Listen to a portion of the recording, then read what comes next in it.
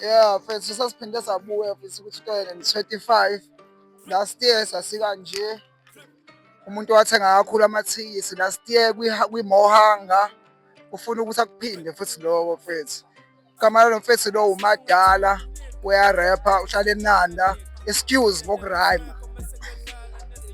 Mfethu ucela ungitshele mfethu ukuthi yini ekwenza ukuthi i-hip hop i-rap e-underground uyisupport ngale level yokuthi uma uthenga amathikithi e-event uthenge nga-4. Mfethu yabo i-hip hop mfethu selokhu ngafika la e-KZN Sure. ngalalela yona ever since from lapho. Sure. Ma-artist akhona aselokishini awangaphandle waselokishini like khona lento eyenzakala enhlizweni mfethu like i-modern umjolo mfethu lento le modern uthando sethanda umuntu wakhe like hip hop ngivumile genuine. So uyena umuntu othandana naye i-support yakhe ingakanani entweni oyenzayo? Not so much. Umuntu olalela hip hop yabo but mfethu into engenza nginesure ukuthi mase ngithi asambeni singaya. Mase ethi angivotele maybe naye ngavota 100%. Ngiyayiphakamisela into enjalo qhawe lami. So njengoba sila uyayazi igama lendawo uScoop. Yeah, I think se-workshop e-town eDubai. Sisegugu Dlamini Park. Akhumbula leyo kushaya khona amahlaya la.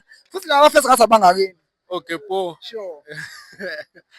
Angazi-ke bona. Ba uMashu Nanda. Angibazi kahle ngicathi sinqawunqawo kodwa. Oh. Manje nathi sicabanga ukuthi lento abayenza siyenze nathi la.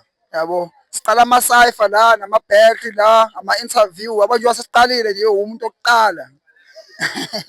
Yabo siyayilontsha namhlanje. So njengomuntu wena ophuma eSpan manje mawucabanga isiphi isikhathi esinga right for wena ukuthi usuphuma eSpan uphinde ukhava ama-cypher la uphinde futhi ukwazi ukuthi ubambe transport endlini njalo Friday mhlambe oyo sidlulisa uFriday owodwa. Na every Friday ngenzeka ayikho iflop. Sure. Because yawo eSpan akuwona u-showcase but mawukuthi ama-cypher on mina ngingacela ukuthi hayi ngicela ukusebenza normal. Ngiphume ngize la. By 1 o'clock ngizobe sengila mina. Leyo nto leyo yenza ukuthi-ke i-idea iphile ngoba umuntu engihlangene naye namhlanje umuntu ophuma eSpan ongaba ne-excuse yokuthi yena ngeke aphumelele ukuza la ngenxa yokuthi usuke eseSpan. Kodwa nangu la uzothenga amathikithi okuza kwi-show and usiyena mekuthiwa kunama-cyphers every Friday la eGugu Dlamini Park uzophumelela. So angiyiboni wena i-excuse onayo yokuthi uyafunda yokuthi uyaspana yokuthi wenzani. Nangu umuntu oyi-example ula uzosupport i-show ezabe ngomhla ka-6 December. Uthini mfethu phakathi kwaHlupha Zafe noYoung uthini? Yabona lapho it's a hard decision.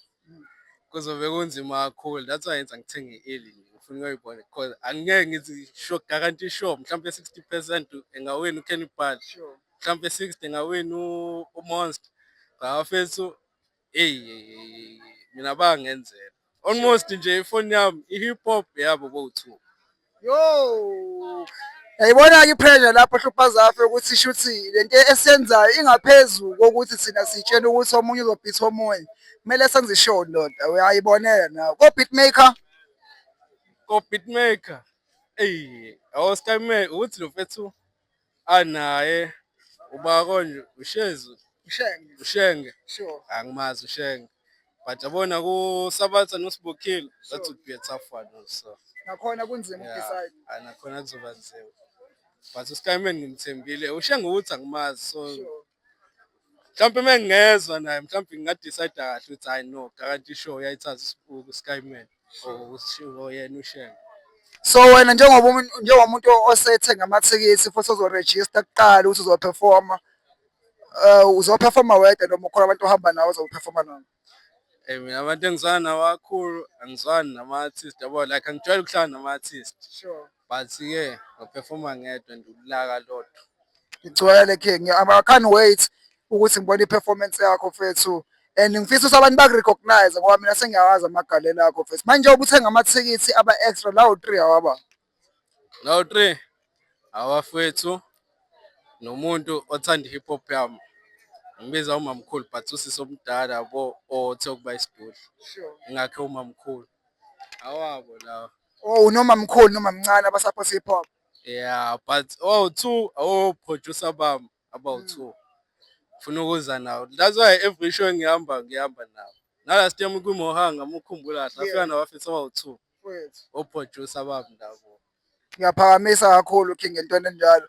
So yini mhlawumbe abantu abazosime befica lapha kwi-wall yakho, i-wall yamadala as Wiseman. Yeah. Bazoficana lapha kwi-wall yakho la abangakusupporta khona ngoba vele umuntu onama-fans if ukwazi ukuthi urecruit abantu baya kwi-show umuntu vele nabantu abakufollowayo. So manje thina sesizoqala ukufollowa manje soficana kwi-wall. Khona impahla entsha ekuthiwa umswenko izodropa nje very soon. And ke track yami yokuqala kwi-trap la abantu abasanginike feedback bathi hayi kuyanyiwa ngathi kade ngaqala.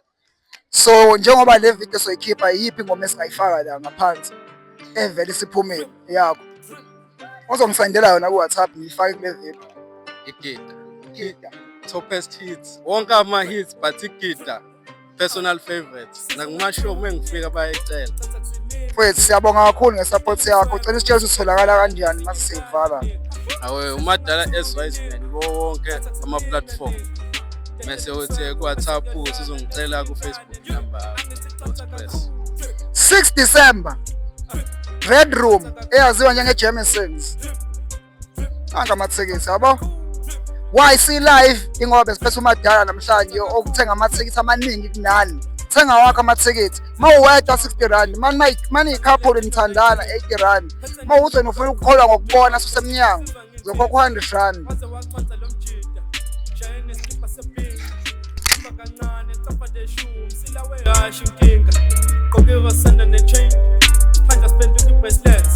Beka ngitripe njengejongo futhi mangena ngixeki sibeke eceleni straight cap bese ngisondezela umqhele ngoba ngitripe njengejongo futhi mangena ngixeki siza ungathuki nigga thatha kusimina nigga dedela umswenko mase ngiyodlala nezinye ingane nigga siza ungathuki